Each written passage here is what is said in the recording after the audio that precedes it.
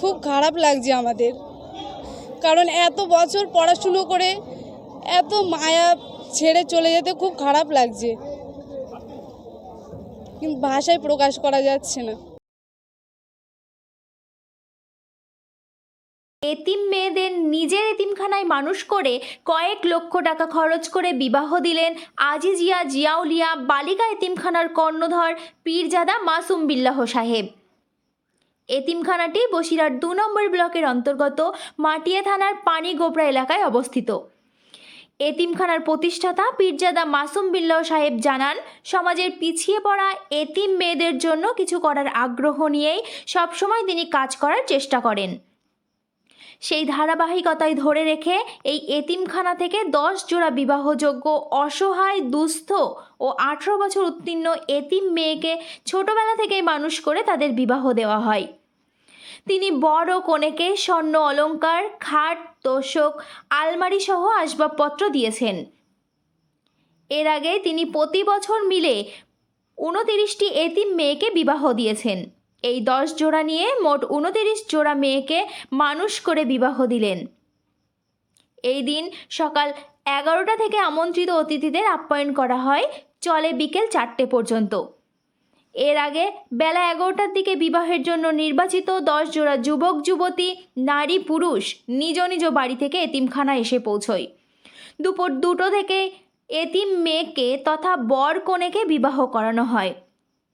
Sohana Parvin, নুন্নাহার Khatun, Rebecca Khatun, Ferdousi Khatun বলেন, আমরা ছোটবেলা থেকেই বাবার স্নেহ পাইনি, সেই স্নেহটা আমাদেরকে দিয়ে গেছেন আমাদের হুজুর পীরজাদা মাসুম বিল্লাহ সাহেব। প্রায় 11টা বছর ধরে এখানে আমরা মানুষ হয়েছি। সর্বসময় আমাদের যেমন একটা বাবা গাইড করেন, ঠিক সেইভাবেই আমরা এখান থেকেই বড় হয়েছি।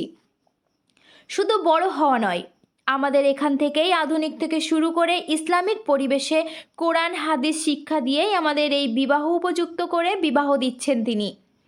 আজকে একটু খারাপ লাগছে আমাদের যে যেখানে আমরা 11টা বছর থাকলাম সেখান থেকেই আমাদের চলে যেতে হচ্ছে অন্য জায়গায়।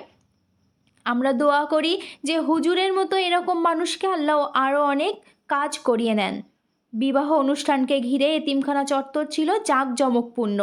এতিমখানা থেকেই খাওয়ার ব্যবস্থা করা হয়।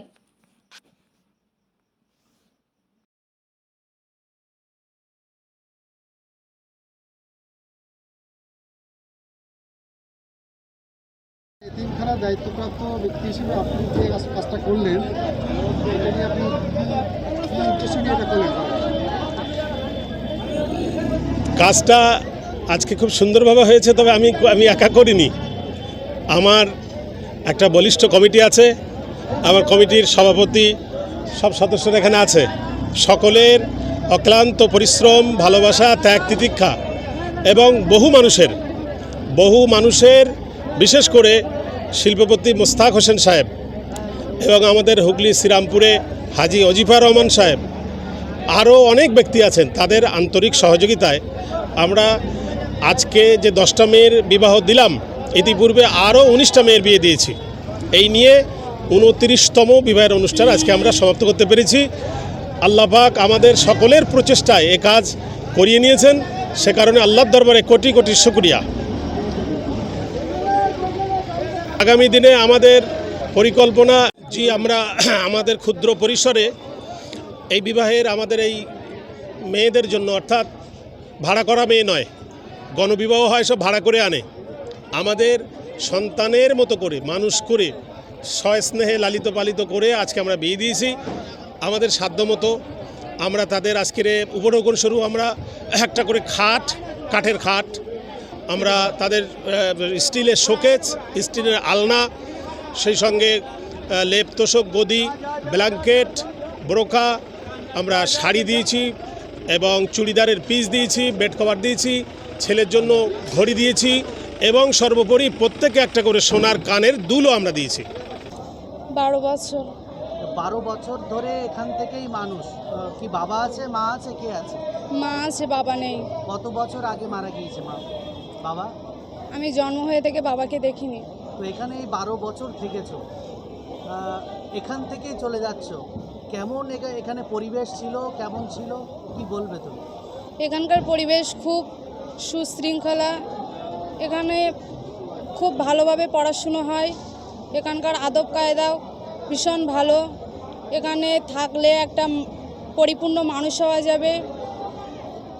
একজন বাবা না থাকলেও অনেকের মনে অনেক স্বপ্ন আশা থাকে, কিন্তু অনেক পরিস্থিতির কারণে তারা হতে পারে না।